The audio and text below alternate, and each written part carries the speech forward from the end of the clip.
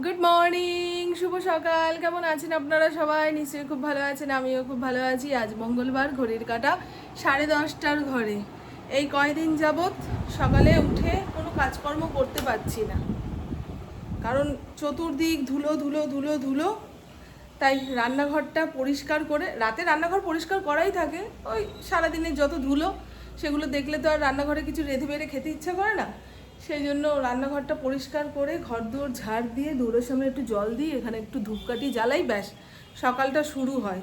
এবারে মিস্ত্রি দাদারা চলে যাওয়ার পরে ঘর মোছা, ঘর গোছানো, এই সমস্তগুলো করি। আমার মনে হয় দিনের প্রত্যেকটা কাজ উল্টো দিকে ঘুরছে, সকালের কাজ একদম বিকেলে চলে গেছে।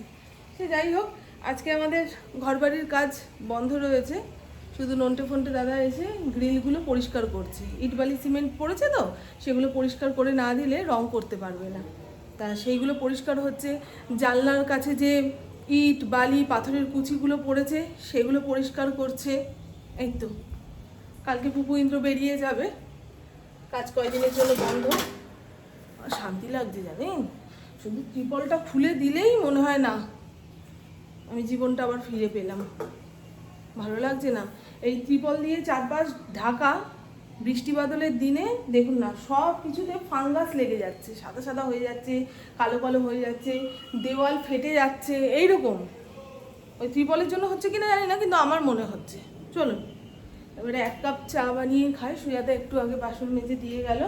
ইন্দ্র রাইফেল ক্লাবে গেছিলো প্র্যাকটিস করতে, না ওই হাওয়া ভরতে পিস্তলের, জানি না, নিচের ঘরে আসলে শুনবো।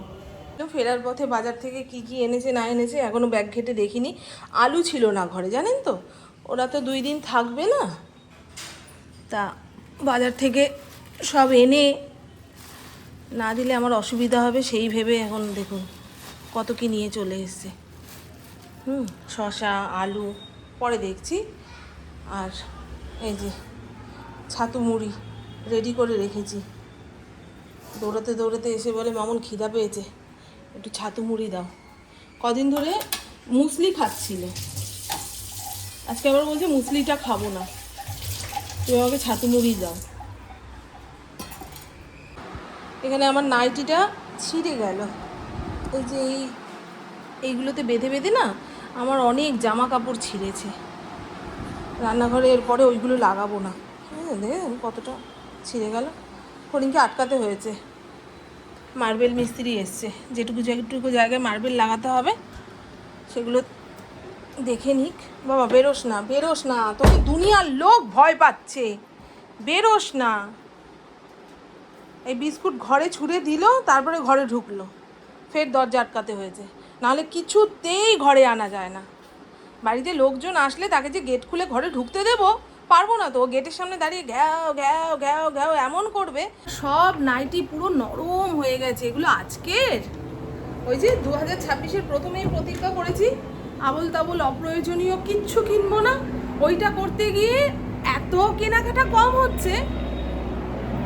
কালকে পপু ইন্দ্রর সঙ্গে গেছিলাম ট্রেন্ড সেন্টারে, ওদের কিছু কেনাকাটা ছিল। আমাকে বলেছিল যে মা কুর্তি কিনে নাও দুটো। প্রথমত আমি এই ট্রেন্ড সেন্টার কিংবা জুডিওর কুর্তিগুলো পরতে পারি না, ওগুলো হাইটে অনেক ছোট, মানে লেন্থে অনেক ছোট। আর ছোট লেন্থের কুর্তি পরলে আমাকে আরও নাটা নাটা লাগে, সেই জন্যও কিনিনি। আর আমি আবল তাবল অপ্রয়োজনীয় কিচ্ছু কিনবো না প্রতিজ্ঞা করেছি, সেই কারণেও কিনলাম না। যে যখন ওরা কিনতে যাচ্ছে আমাকে বলছে মানেই আমাকেও কিনতে হবে, ওটা আমি আর করিই না। তাতে দেখছি বাঁচার জন্য খুব কম সম জিনিসই আমার লাগে, বুঝেছেন। আশেপাশের কোনো বাড়িতে ওই জনতা স্টোভে কিছু রান্না হলো, অ্যালুমিনিয়ামের সেই জনতা স্টোভে রান্না হয়ে যাওয়ার পরে যখন নেভানো হয়, পোলতে আর কেরোসিন পোড়া যে গন্ধটা নাকে আসে না, মানে অপূর্ব। ভালো ভালো পারফিউম সেন্টও ওর কাছে অকেজো, আমার যেটা মনে হয়।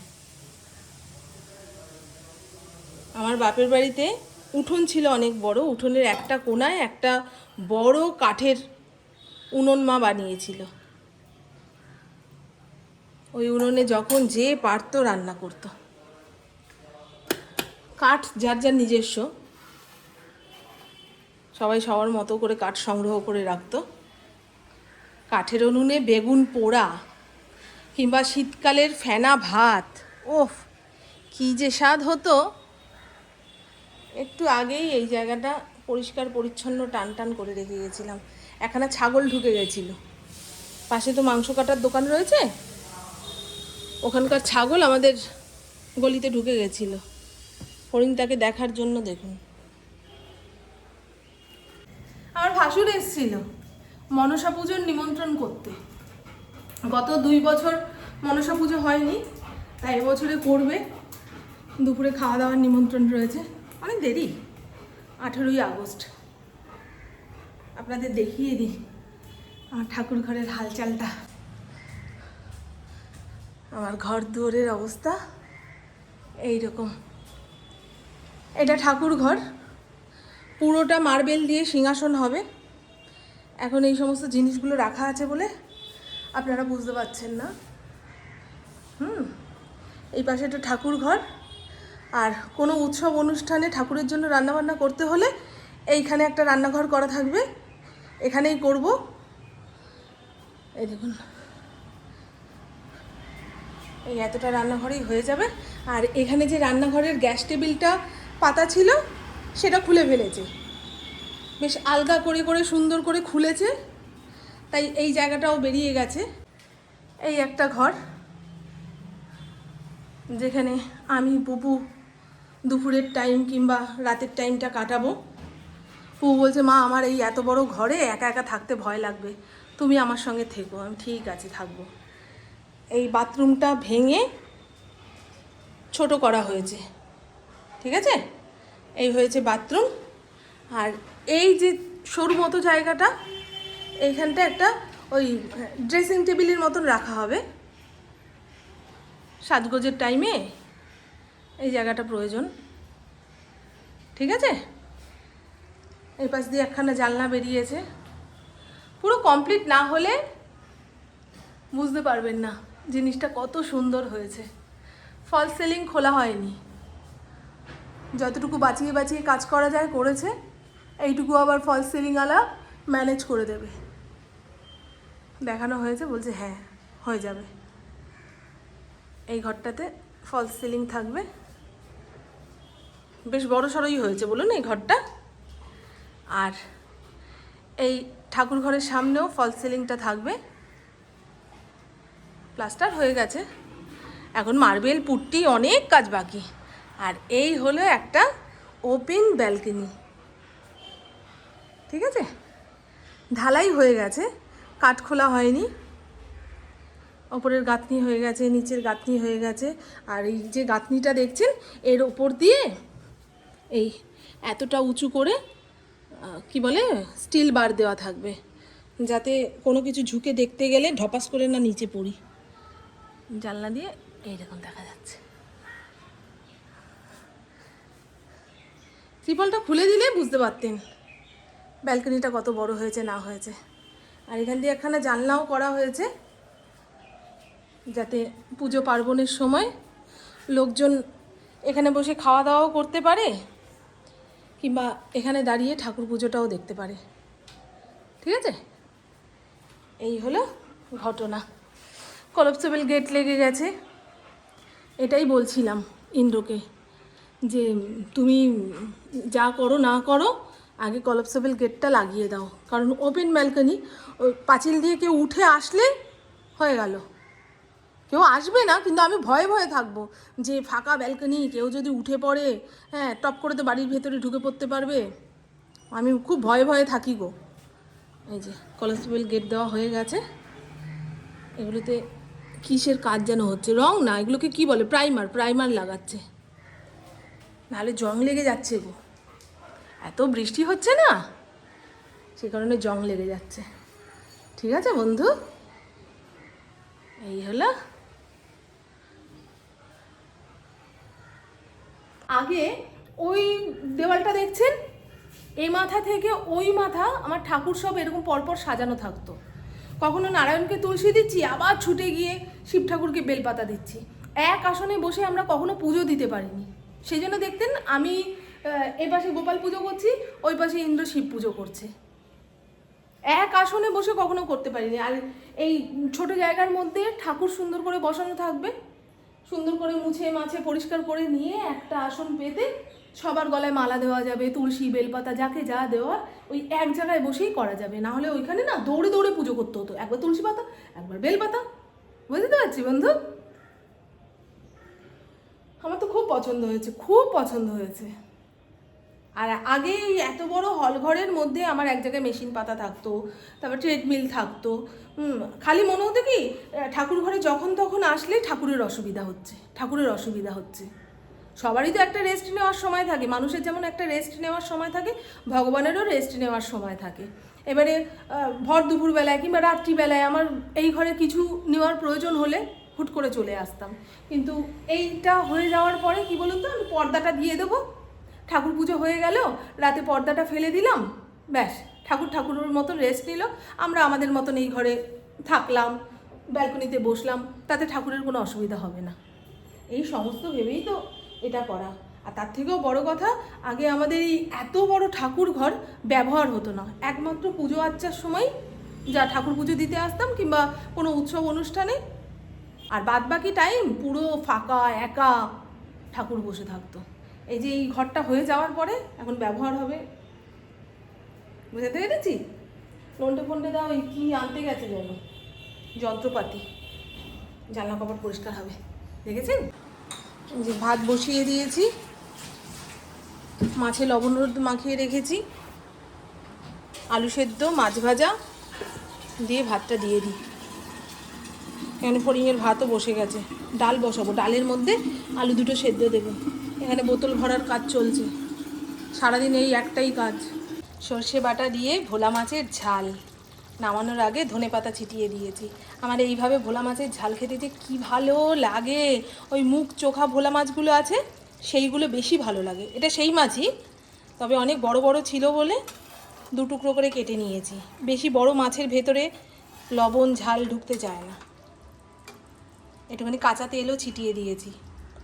আর ভোলা মাছের মশলার মধ্যে আমি 1 কোয়া রসুন বাটা দিই, নাহলে আষ্টে গন্ধ লাগে বড্ড। ঠিক আছে বন্ধু, কালার দেখেই বুঝতে পারছেন কেমন স্বাদ হবে। আজকে এটা দিয়েই আমি ভাত খাবো, আর কিচ্ছু লাগবে না। নিজের মনের মতো করে রান্না করেছি। ওই বেগুন দিয়ে আলু দিয়ে ভোলা মাছের ঝোল মোটে ভালো লাগে না। এরকম শুকনো শুকনো মাছ খেতে আমার যে কী ভালো লাগে, পুপু ইন্দ্রর জন্য খেতে পারি না। মাছের ঝোলে আলু লাগবে, আবার ঝোলও লাগবে। ডাল করে রেখে দিয়েছি 1 গামলা, যেখান থেকে সরতে পারছি না। বাড়ির চতুর্দিক ভেঙে চুরে পড়ে রয়েছে, তো কোথা থেকে কি পোকা মাকড় এসে এর মধ্যে উঠবে, ওই ঘেন্নায় আমি ঘরের মধ্যে স্থিরভাবে থাকতে পারছি না। ইনডোর প্ল্যান্টগুলো জানলার সামনে ছিল, সেদিন দেখি কালো কেন্ন বাইছে টবের চারপাশ দিয়ে। বলুন তো, ফড়িং যদি একটু মাটি শুকতে যায়, নাকের ভেতরে ঢুকে গেলেই তো হয়ে গেল। কি করে তাড়াবো বলুন তো ওই ইনডোর প্ল্যান্টের টবের মধ্যে যে কেন্ন কিংবা পোকা হচ্ছে? আপনারা বলবেন। হ্যাঁ, সেই শুনে গাছের দোকান থেকে গিয়ে মাল মশলা কিনে আনবো। সেদিনকে দিয়েছি, ওই বেগন স্প্রে দিয়েছি মাটির মধ্যে, যাতে কেঁচোকেন্ন মরে যায়। ও বাবা, গাছের পাতাই শুকিয়ে গেছে। বলে এগুলো কেউ করে? আমি জানি না তো। সেই মুহূর্তে না মাথা পুরো কেমন গন্ডগোল হয়ে গেছে। এই তো আমার ফড়িংয়ের নাকে ঢুকে যাবে, কানে ঢুকে যাবে, এর মধ্যে আগে বিষ ছেটাই, এতে যে গাছ মরে যাবে সেটা আর মাথায় নেই। সে যাই হোক, ইন্দ্র চলে এসছে, বললাম খেয়ে দিয়ে নাও। যত তাড়াতাড়ি রান্নাঘরের খাওয়া দাওয়া কাজকর্ম শেষ হবে তত তাড়াতাড়ি আমার শান্তি। ভাল লাগছে বন্ধু আমাকে? ভাল লাগছে না? না, গুড ইভিনিং, শুভ সন্ধ্যা। ঘড়ির কাঁটা 7টা 5 ঘরে। এখন আমাদের চা খাওয়ার সময়। চায়ের সঙ্গে টা হচ্ছে আলু কাবলি। সন্ধেবেলায় কতগুলো আলু ছোলা বাটি করে সেদ্ধ বসিয়েছিল। তা বুবুকে বললাম, এই সেদ্ধ কতক্ষণে হবে রে, প্রেশার কুকারে দিয়ে দে, 2টো সিটি মারলেই ব্যাস। এই যে একটু ওই তেঁতুলের কাঠগুলো দিয়ে দে। না, সব দিয়ে দিয়েছিস? একদম দোকানের মতন হয়েছে। আর চা হবে না? বাবা, চাও হবে? আলু কাবলি উইথ চা, চা উইথ আলু কাবলি, কোনটা বললে বেশি ভালো লাগছে? খেয়ে দেখবা 1 চামচ? দে না মা।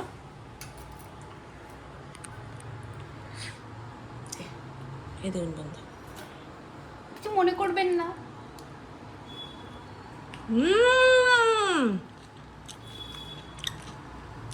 ফাটাফাটি হয়েছে।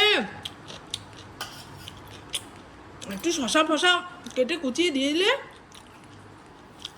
একদম দারুণ হয়েছে। সব কিছু সঠিক মাত্রায় হয়েছে, তবে শশা একটু বেশি করে দিলে ভালো লাগতো, গচগচ করে দাঁতে পড়তো। আজকে আমি ব্যায়ামে যাবো বন্ধু। এই যে যাবো না মা, 8:30টায় ক্লাস, তো যাবো না? যেতে না করছিস? কি বলছিস পরিষ্কার করবো? ঠিক আছে, তোর বাক্স প্যাটেরা গুছাবি তো আজকেই নাকি না কালকে? জামা কাপড় নিবি না? দুটো দিনের ব্যাপার, জামা কাপড় নিবি না? ওই ব্যাগের মধ্যে যা ভেতরে জামা কাপড় নিয়ে নেবো, আর একটা চাদর পাদর দেবে গাড়ির মধ্যে। হ্যাঁ, আজকে নন্টে ফন্টে দা আমাদের জানলা কপাটগুলো পরিষ্কার করে দিয়ে গেছে। তাই আমি ভাবলাম যাক, আমার কাজ অনেক কমে গেল, আজকে জানলা কপাটটা খুলতে পারবো। না হলে ওই জানলার কি বলে ওটাকে, স্লাইডিংয়ের যে চ্যানেল রয়েছে, ওই চ্যানেলের ভেতরে ভেতরে মোটা মোটা ইট, তারপরে সিমেন্ট বালির কুচি পড়েছিল বলে জানলা ভালোভাবে খোলা যাচ্ছিল না। তা আমি ভাবলাম আজকে পরিষ্কার করে দিয়ে গেছে, সুন্দরভাবে খুলতে পারবো।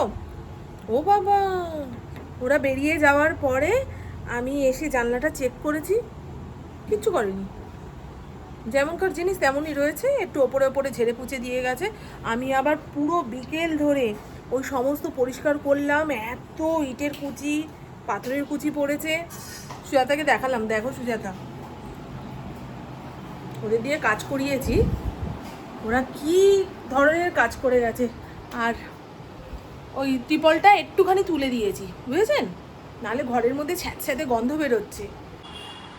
এপাশে ত্রিপলটা এইটুকু উঠিয়ে দিয়েছি, লোকজন যে যাতায়াত করছে তাদের একটু দেখতে পাবো, সকালের দিকে আলো বাতাসও আসবে। আর এই পাশে ত্রিপলটা বেশ অনেকটা তুলে দিয়েছি। দেখুন, ঝেড়ে পুছিয়ে ধুয়ে ভালো করে পরিষ্কার করেছি, আরও একটু একটু রয়েছে, সেগুলো আবার রোজ রোজ পরিষ্কার করতে করতে যাবে। এই যে এর ভেতরে এই বড় বড় ইট পাথর সব ছিল। চাটাও দুর্দান্ত বাড়ি শেষ করে।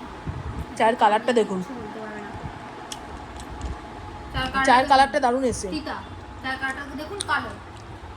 না, এর আগে কয়েকদিন করেছিল পুরো কালোই হয়েছিল। আবার সেটা ভুলে গেছি। দুধের পরিমাণ কম দিলেই চা কালো হয়ে যায়।